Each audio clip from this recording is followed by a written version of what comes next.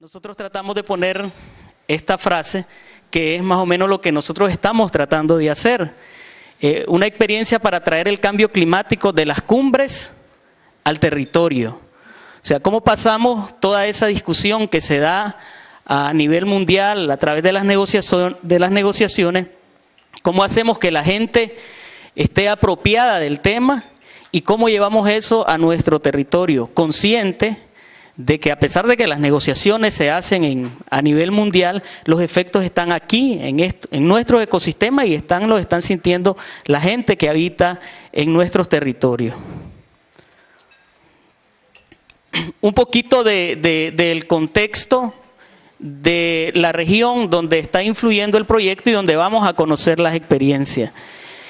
Nosotros tenemos un contexto, un territorio que estamos expuestos a la variabilidad climática, asociados a sequías recurrentes que están ligadas al fenómeno del niño o al fenómeno de la niña, que cada vez son pues, en periodos más cercanos.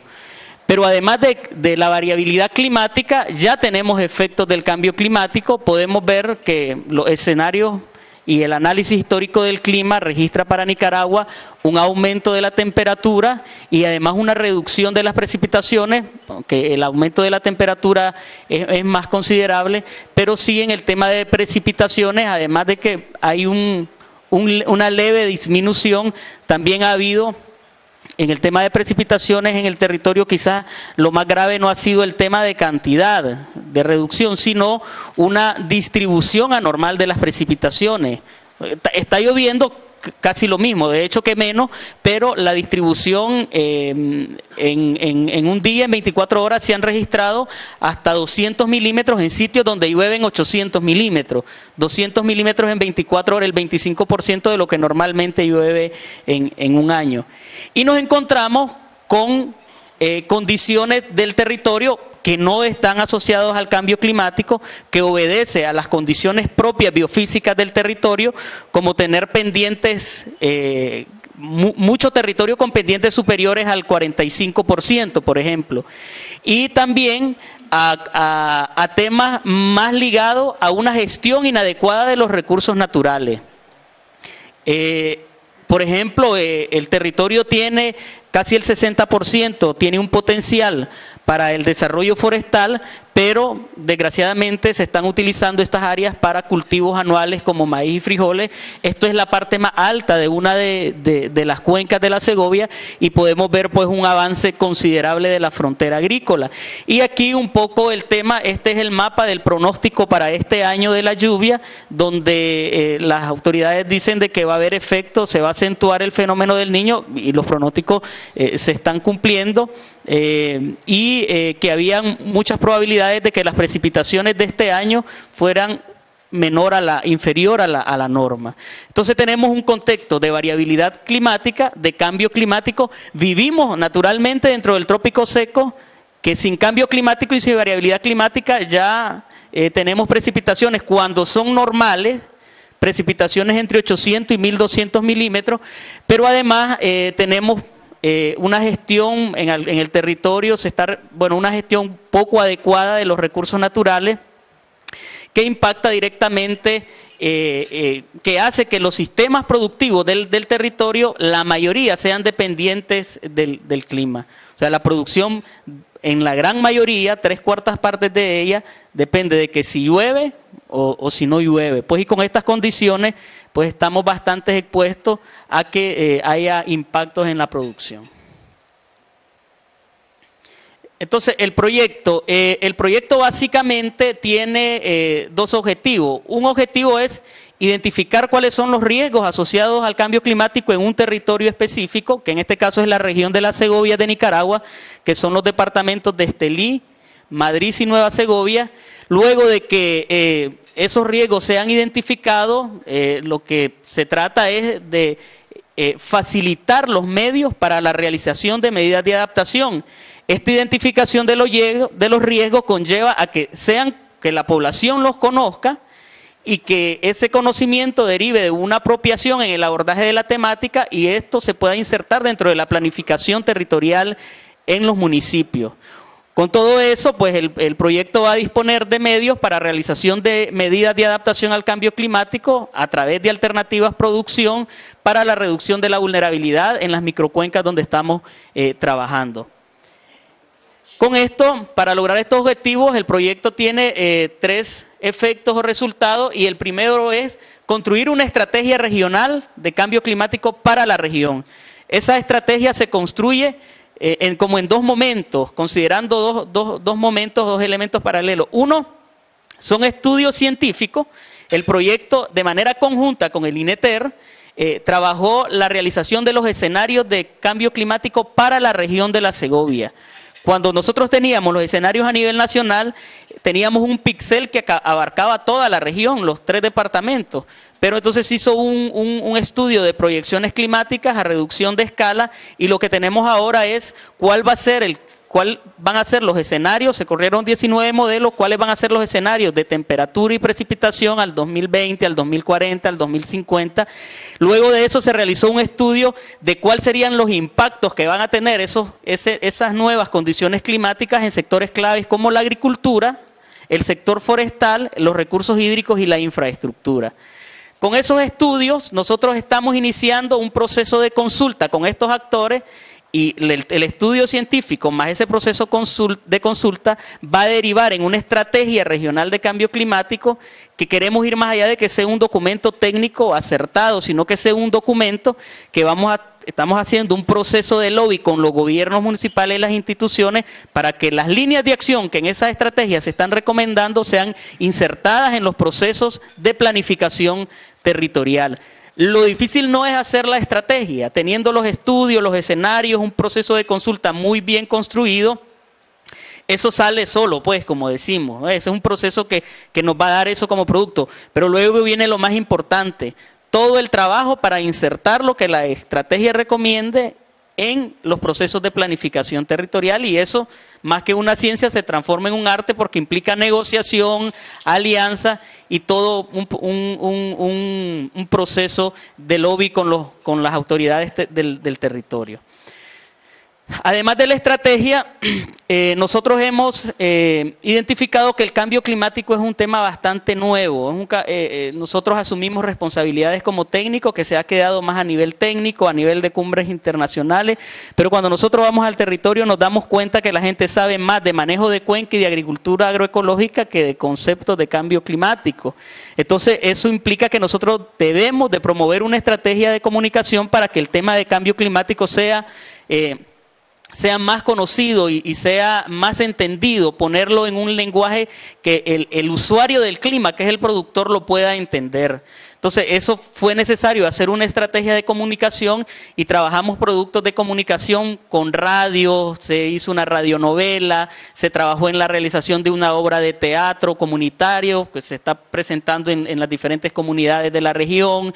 Estamos trabajando también el tema de, además de la comunicación masiva, con las 3 universidades de la región para que las 3 universidades más grandes de la región inserten o ya han insertado en sus procesos de enseñanza, aprendizaje e investigación el tema de cambio climático en su currícula. Y además estamos trabajando con el Ministerio del Ambiente, con redes organizadas como las COMUPRED, que son las comisiones de prevención de desastres a nivel municipal. Entonces estamos trabajando la comunicación del cambio climático con la población, con las universidades, a nivel escolar, que ahí hemos tenido un poquito no hemos avanzado como hemos querido, porque queremos hacerlo directamente con el sistema, con el Ministerio de Educación, y toda una estrategia de comunicación que involucre a los diferentes actores, ¿no?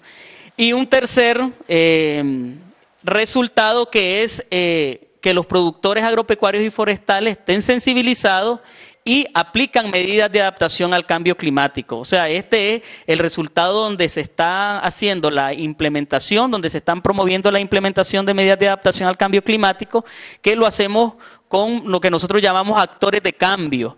Las organizaciones, la ONG, que han tenido mayor experiencia en la implementación de estas medidas, están trabajando en alianza con nosotros. El proyecto no ejecuta directo, sino que el proyecto promovió una convocatoria para que las organizaciones locales pudieran presentar proyectos sobre medidas de adaptación, y eso nos ayudó un montón porque además de que tienen la experiencia, tienen la expertise, tienen una base social que facilitó el involucramiento y la movilización de los productores para la implementación de las medidas de adaptación.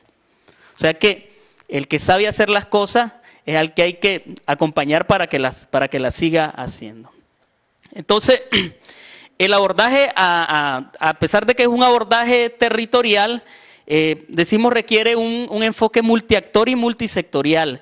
Y siempre tenemos en claro esta fórmula de la vulnerabilidad ante el cambio climático, que es una función de la exposición, la sensibilidad y la capacidad de adaptación. Entonces, en este tema, para determinar esos niveles de vulnerabilidad en la estrategia, pues estamos trabajando en la exposición con los escenarios, de cuáles van a ser los escenarios climáticos en la región, haciendo como un inventario de los elementos que hacen sensible. Esta es una foto de uno de los municipios de acá, cuáles son los elementos que hacen sensible, y también trabajando todo, cuáles son los niveles de capacidad de adaptación que tienen los ecosistemas y tienen las poblaciones que habitan en la región de la Segovia. Entonces, siempre manteniendo esto, esta fórmula de la vulnerabilidad de la población ante el cambio climático, para dar ese abordaje en el territorio al cambio climático. Y un poco aquí queremos ilustrar todo el trabajo. Estamos trabajando con instituciones del Estado, nuestro aliado principal gubernamental es el Marena, estamos trabajando con el INETER, vamos a trabajar con el Ministerio de Educación, con las alcaldías del territorio, con las universidades y con organizaciones como INPU, CARE, y todo el trabajo, ¿verdad?, el ECOSUDE como el principal ente financiador del proyecto, y el PNUD como ejecutor en alianza con el Marena. Entonces, si ustedes ven, aquí traté de poner esta foto donde hay que hacer una entrada, hay que hacer un abordaje donde participemos todos, por eso decimos multiactor y multisectorial. Entonces, ¿qué vamos a realizar? Entonces, para el tema de la implementación de medidas de adaptación, previamente a iniciar a implementar, se hizo un inventario de tecnologías de adaptación al cambio climático. Nos dimos cuenta que habían muchísimas. Por ejemplo, logramos identificar 13 medidas de adaptación que tienen que ver con bosque y energía, 20 medidas de adaptación que tienen que ver con suelos y cultivos, y 14 medidas de adaptación que tienen que ver con agua. Y todas aplicándose, o que en algún momento se estuvieron aplicando en la región de la Segovia. Hicimos un inventario y ver cuáles tenían mayores niveles de apropiación, y las que no tenían, por qué no se habían apropiado tanto, porque muchas veces no es tema de que la tecnología sea mala, sino que se hizo un análisis de que por qué la tecnología en algunos sitios funcionó y en otros sitios no funcionó, y esto nos dio este inventario de tecnología que fue la base para iniciar el proceso de implementación de esas medidas de adaptación. Entonces, ¿qué es lo que vamos a visitar? Vamos a visitar dos comunidades del municipio de Telpaneca donde se están aplicando 3 tecnologías.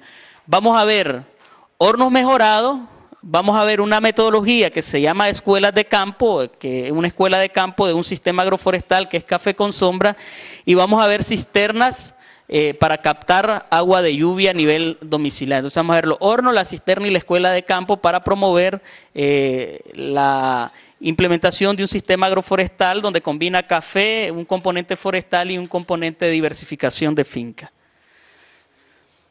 En el tema del café con sombra, rapidito, aunque allá van a contarles mejor, es un proceso de desarrollo de capacidades basada en un concepto de aprender haciendo, el cual tiene un carácter multiplicador. Es decir, 15 productores van a una finca que es como una finca laboratorio, ahí hacen todas las labores, hay una currícula muy diseñada, hacen todas las labores, y después estos productores regresan cada uno a su finca a multiplicar y hacer lo que aprendieron en esa escuela de campo. Entonces, este es el sistema de agroforestal café con sombra, y bueno, esto va a responder un poco a un problema grave que se tuvo de afectación por la roya en el café. Entonces, es establecido desde el inicio por los beneficiarios, promoviendo un proceso de enseñanza-aprendizaje. Hay una combinación de un sistema productivo con un sistema forestal. El café, eso es importante, es el elemento principal del sistema porque es un cultivo de alto valor económico. Hay un uso de una nueva variedad y diversificación que hacen que el sistema y los productores sean menos vulnerables al cambio climático, y la tecnología evita que los cafetales que fueron afectados con la roya, que es desgraciadamente lo que está sucediendo en muchos sitios, cafetales de pequeños productores principalmente que fueron afectados por la roya, fueron quitados, y ahora los terrenos de altas pendientes y alturas por encima de los 1000 metros se están dedicando a la producción de granos básicos. Y se acabó el componente forestal que tenía ese sistema de café.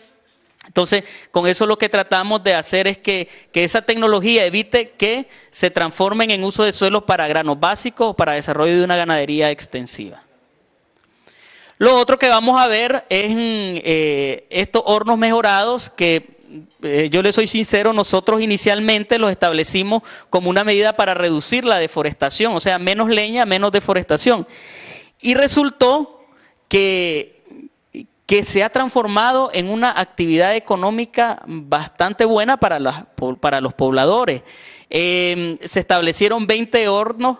La actividad tiene un vínculo con las dimensiones del desarrollo humano sostenible, porque hay un impacto positivo en mejora de ingresos en la parte económica, hay menos uso de leña, que hay un impacto positivo en el tema ambiental, y la reducción de humo y emisiones, por lo que las personas están menos expuestas a enfermedades producidas por el humo, ¿no? Entonces, también es una medida de adaptación al cambio climático, porque es una actividad económica que no depende del clima, y fue lo que traté de poner en el foro virtual, que vi que se rescató bastante en el resumen que realizaron sobre el foro virtual. O sea, si llueve menos o llueve más, aquí va a haber una actividad económica alternativa que no depende del clima. Bueno, no hay una dependencia plena del clima.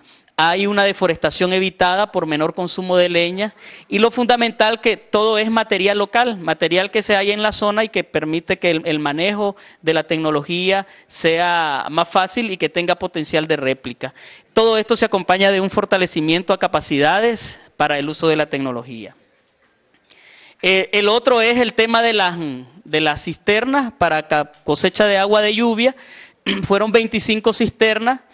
Mejora la disponibilidad y la capacidad de captación, son 3.800 litros, con un área de captura de 50 metros cuadrados, una vivienda relativamente pequeña, con precipitaciones de 800 milímetros, se puede llenar 10 veces esa cisterna de 3.800 litros, y eso nos puede dar agua por 100 días para una familia, con esa capacidad de captura y con esas precipitaciones.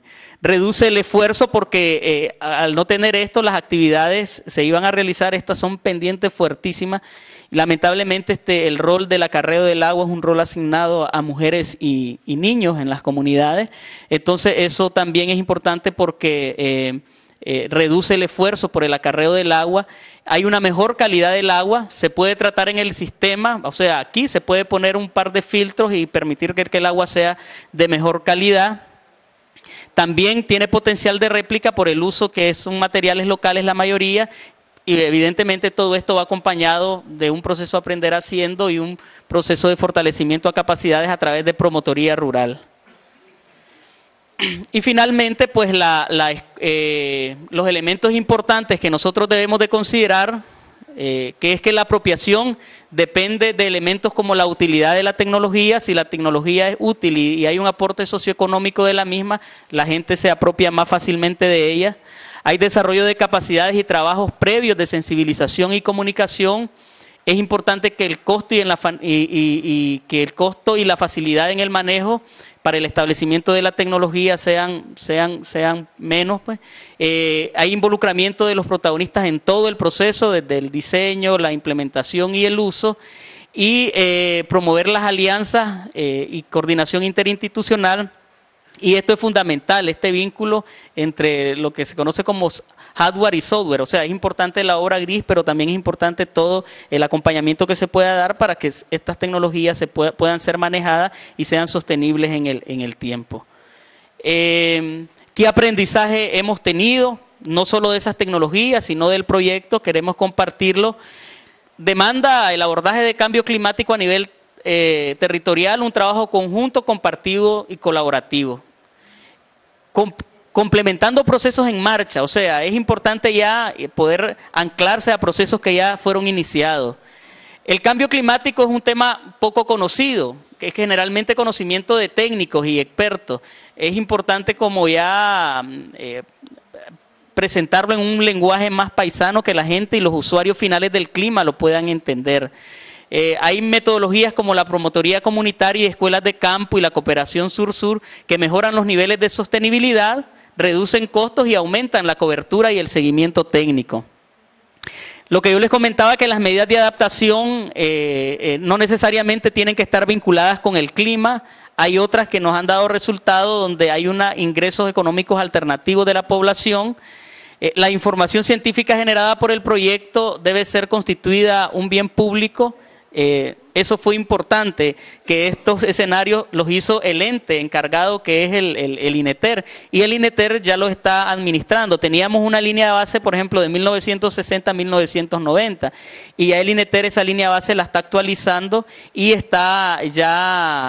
tienen línea base de 1960 al 2012.